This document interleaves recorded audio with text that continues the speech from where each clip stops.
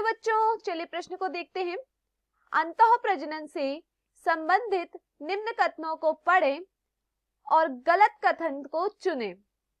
पहला, अंतः प्रजनन कार्यनीति में दो विभिन्न नस्लों की वांछनीय गुणवत्ता के संग अनुमति होती है।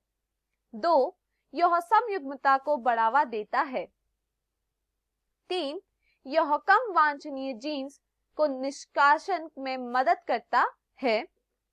4, सतत अंतः प्रजनन से उबरता और उत्पादकता बढ़ती है। हमारे पास दिए हुए विकल्प है। विकल्प ए 1 व 2, विकल्प बी 2 व 3, विकल्प सी 3 व 4, विकल्प डी 1 व 4। इस प्रश्न की मुख्य अवधारणा है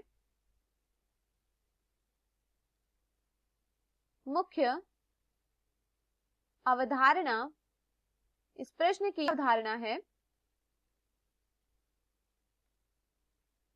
अंतः प्रजनन।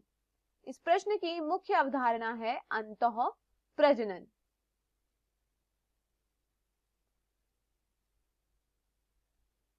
दो समान जाति के पशुओं के बीच दो समान प्रजाति के पशुओं के बीच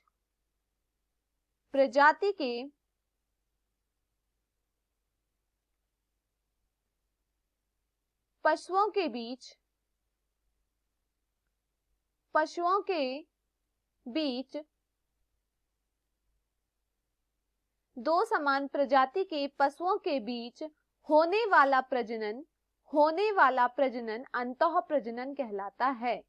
होने वाला प्रजनन अंतः प्रजनन कहलाता है। अंतः प्रजनन कहलाता है।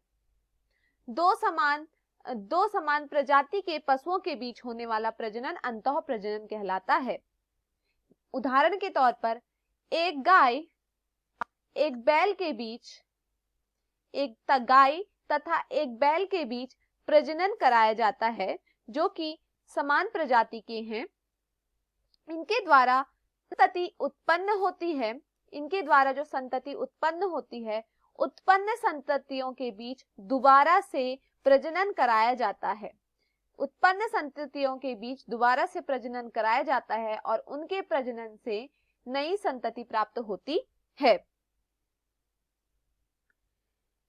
जिसमें प्राप्त युग्मकों का पुनरुत्पादन होता है। यहाँ पर युग्मकों का पुनरुत्पादन होता है।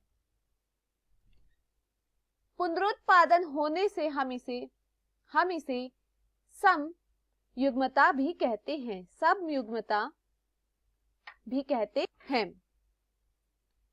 चलिए कथन को पढ़ते हैं। अंतः प्रजनन से संबंधित निम्न कथनों को पढ़ें और गलत कथन को चुनें। अंतः प्रजनन कार्यनीतियों में दो विभिन्न नस्लों की वांछनीय गुणवत्ता के संयोजन की अनुमति होती है। यह कथन गलत है। अंतः प्रजनन में दो समूहों के बीच प्रजनन होता है, ना कि विभिन्न नस्लों के बीच, तो यह गलत है। 2, यह समयुग्मता को बढ़ाता है। यह कथन सत्य है, समयुग्मता को बढ़ाता है। 4, यह कम वांछनीय जीन्स के निष्कासन में मदद करता है। अंतः प्रजनन द्वारा जो जीन्स कम वांछनीय होते हैं उन्हें निष्कासित कर दिया जाता है, इसलिए यह कथन भी सत्य है। सतत अंतः प्रजनन में उबरता और उत्पादकता बढ़ती है। यह कथन गलत है। इसलिए दिए हुए कथन में हमारा सही कथन है विकल्प डी। विकल्प डी हमारा सही है, क्योंकि पहला व दूसरा कथन गलत है। पहला व दूसरा कथन अंतः प्रजनन से संबंधित गलत है, इसलिए दिए हुए विकल्पों में हमारा सही विकल्प है विकल्प डी। मैं आशा करती हूँ आपको यह समझ में आया होगा। धन्यवाद।